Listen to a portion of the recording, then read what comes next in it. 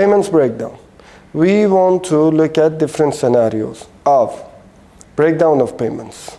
When you are selling a ready property, when it's a title deed transaction, or an off-plan transaction, when it is rented, not rented, there is a service charge in place, there is no service charge in place. So we'll look at the different scenarios and the most complicated. Let's do one thing. Let's take an example of a most complicated case, which has the most calculations. This is a sample of a payments breakdown. Okay. Again, just a sample. It could be different. You can do it your way. You can do it different way. What it's saying here, the deal is a plot of land in Hillsview, Dubai Hills, which has a payment plan. Okay. Original price was 16 million. Now the selling price is 30 million, which is, for example, 925 per square foot. Plot area is 32,674 multiplied by 925. So your selling price is this. This is your selling price. Premium is the difference between original price and the selling price. Could it be minus? Yes. Yes, it could be minus. So when the seller is selling the property below the original price, your premium will be minus. Okay. How much has been paid to the developer? In this case, 40%. If 10% has been paid, I will write 10% is paid, 30% is due. Right? Okay. Or if there is any other payment, especially about Amar, if there is any installment coming within 30 days from the date of applying NOC or the date of issuing NOC, which is 1 day difference, then it has to be settled at the time of applying NOC. Resell. This is resell. Okay. Resell. Okay. He has a property from Amar. He paid already 40%. He already paid 30%, 40%, whatever. So you want to go, transfer. yeah, you want to go and apply for transfer NOC from Amar. Okay. When you go to apply for transfer NOC, they will look at his statement. The system will look at his statement. If there is any installments due within the next 30 days, you have to settle it first before you will be able to apply for NOC. Who will settle it first? Buyer will pay or seller will pay? These we looked at the different scenarios yesterday. You will see it in the video. How the buyer will pay? How can we protect? How we can protect the buyer? So this developer decides? No, it's No. Who will pay? Who decides? Yes. No, it's a mutual agreement between the broker, buyer, and the seller. It's how you structure the deal. It's how you want to structure the deal. Maybe the seller says, bro, if I had this 10%, I wouldn't sell it. I don't have this money. That's why I'm selling this property. So that's when you need to get it paid by the buyer. Okay. And the buyer will be like, bro, what if I settle his payment on his behalf? And the next thing I see is that he sold the property to someone else and salam alaikum, he is in the airport. So how to protect the buyer? Okay, these different scenarios we discussed in yesterday's meeting. I'll tell you quickly now, you review in the videos and in the presentations later. Quickly. One solution is, buyer keeps a manager check with the developer, with Amar. Ask Amar, dear Mr. Amar, this is a manager check for the due payment. Buyer is paying on behalf of the seller. Keep this manager check with you. Do not cash it. Give us the NOC. And then we will go transfer. We will come back. It's too fast and terrible. I want to review quickly.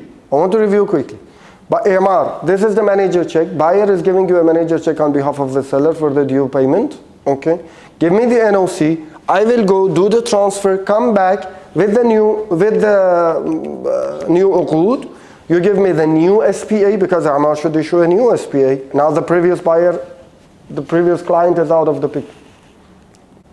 Okay, so give me the new SPA and then cash the manager check. This is one solution. The other solution, especially when there is a mortgage on the property, is blocking. When the buyer, seller, documents go to trustee office, pay all the fees. So this we reviewed yesterday. You will see it in the video. So this way, buyer, seller, both are protected and safe. The other way, which is the old school way, traditional way, is Security deposit check. I am paying 1 million on your behalf. Give me a 1 million dirham check. Okay, this is the old, which is not 100% guaranteed, right? Again, if you sell the property and you run away, what I have is a piece of paper in my hand. Yeah. Now, back to the payments breakdown. 40% has been paid, in this case, to Amar. There is no due payments to Amar. Payable to seller is what? Paid plus premium. Or 20,000. 20 million. 20 million. In this case, 20 million. Paid to seller, how much the buyer should pay to the seller? Whatever the seller has paid to the developer plus the premium if he is selling above the original price, or minus the loss if he is selling below the purchase price. Transfer NOC fees,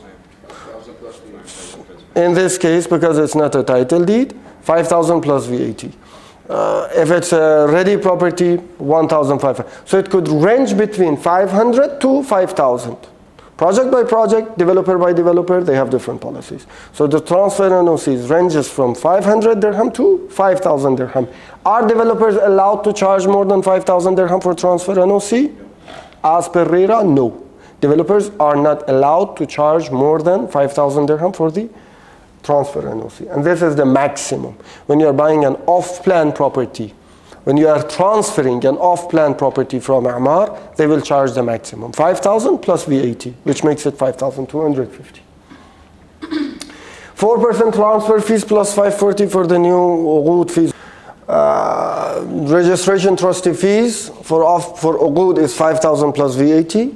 For title deed is 4,000 plus VAT, which makes it 4,200. And if the value of the property is less than 500, if the selling price is less than 500,000 dirham, then the trustee fees will be 2,000 plus VAT, which makes it 2,100 dirhams. If the deal value, if the selling price is less than 500,000 dirhams, trustee fees is 2,100. If it's more than 500,000 dirham, 4,200. If it's off plan, 5,000 plus VAT. Okay. Again, cash, credit card, no problem. And the brokerage fees, which is usually, as per the practice of the market, 2% of the selling price plus VAT. Is it flexible? Yes. Is it negotiable? Yes. Can you charge both parties? Yes. If you're charging as long as there is, here I'm charging 2% from the buyer. But if you're charging both if you are charging both parties, then this breakdown you will give to the buyer, you will give another breakdown to the seller. Whatever the seller has to pay, whatever the buyer has to pay, make sure they are prepared 1 day before the transfer or 2 days before the transfer. Make sure they know the amounts they're supposed to receive, the amounts they're supposed to pay. Prepare the manager's check they're supposed to prepare, both buyer and the seller. Mr. Seller, I'm just reminding you, you need to bring your passport. I need you to have your Emirates ID with you. I need you to bring all the access cards, keys, tenancy contract, whatever documents you have related to the property, please have all of them with you. Mr. Buyer, these are the payments that you need to bring with you. These are the manager's check. Okay. And when the original seller is there in the trustee office, the payment by the buyer to the seller doesn't have to be through a manager check. It can be anything. It could be whatever they agree between them. So when the original seller is physically present in the trustee office, Dubai Land Department doesn't need a proof of payment by the buyer to the seller. Clear? When the original seller,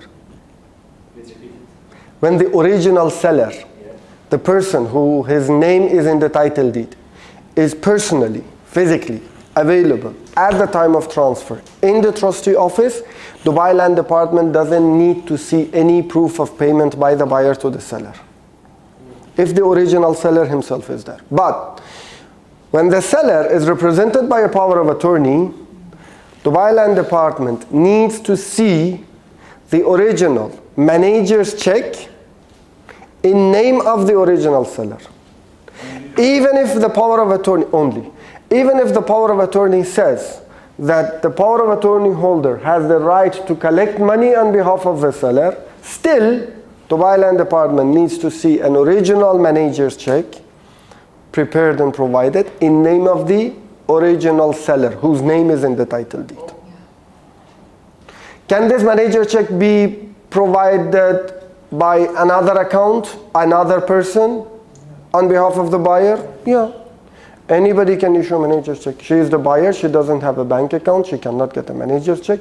Her friend is getting a manager's check for her. Fine, no problem. There is no problem with that. Okay? But it has to be in name of the original seller, especially when the original seller is represented by a power of attorney. I'm also informing the client of the total amount he needs, including all the fees and all the payments he is making until the day of transfer, until the property is transferred to the client. Okay. Which includes the premium that he is paying to the seller, the paid amount that the seller has paid to the developer, the transfer NOC fees, the brokerage fees, and the transfer fees, and the trustee office fees. So this is the total amount that the buyer needs until the property is transferred to him. Because everyone wants to know, bro, I do understand all these breakdown and all, but tell me one word. I want to transfer money to be ready and prepared for this transfer. How much money do you need me to have? So this is the total you need. So you need to have this as well.